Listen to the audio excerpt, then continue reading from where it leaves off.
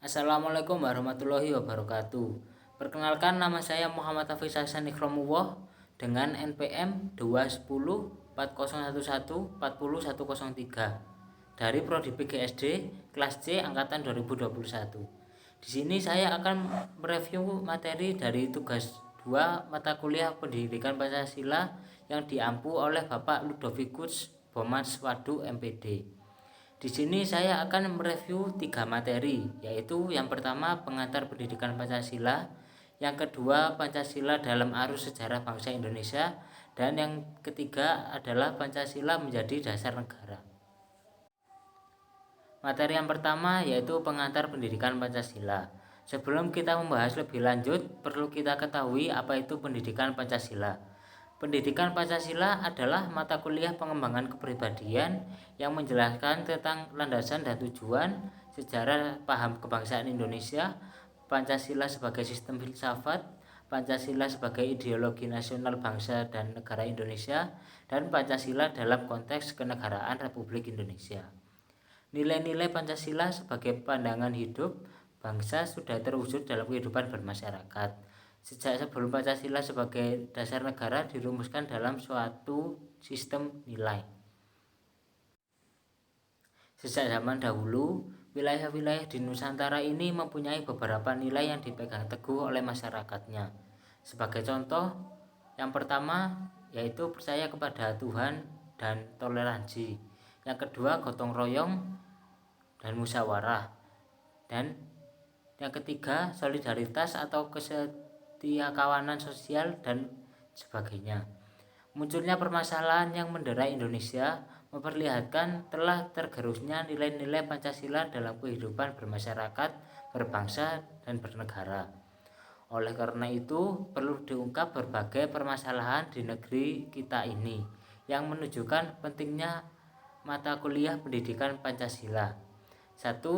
Masalah kesadaran perpajakan. Kedua, masalah korupsi.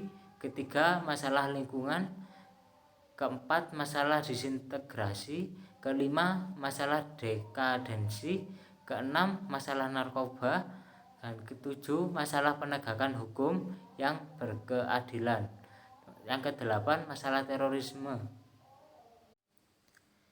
Dengan memperhatikan masalah tersebut, maka pendidikan Pancasila sangat penting untuk diajarkan pada berbagai jenjang pendidikan, khususnya di perguruan tinggi. Adapun visi dan misi mata kuliah pendidikan Pancasila adalah sebagai berikut.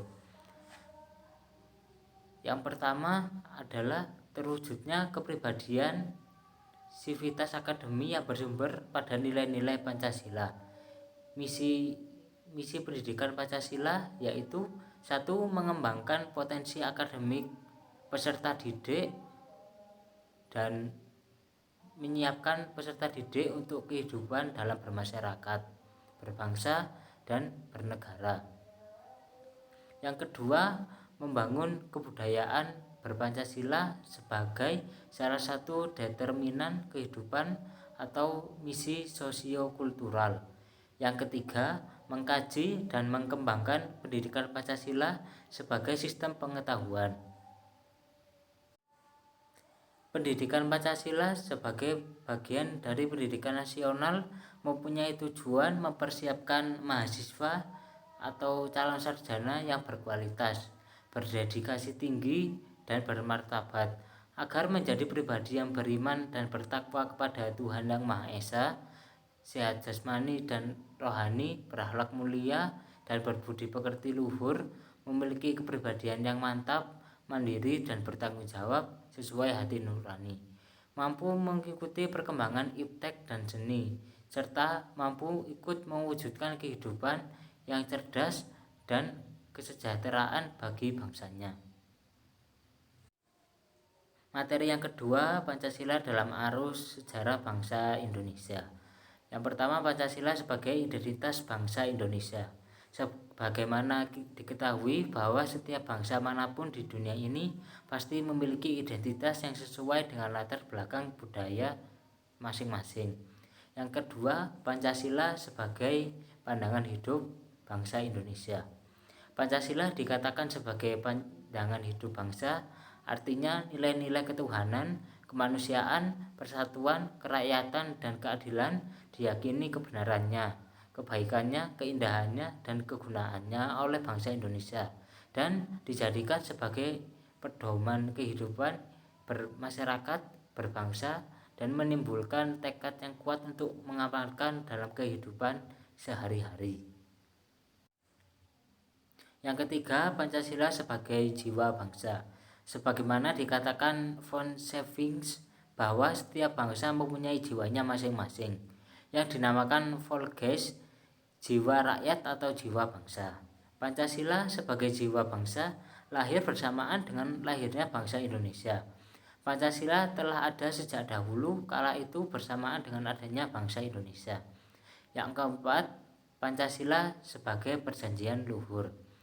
Sebagai perjanjian luhur artinya nilai-nilai Pancasila sebagai jiwa bangsa dan kepribadian bangsa disepakati oleh para pendiri negara sebagai dasar negara Indonesia dan sebagai dasar negara Indonesia.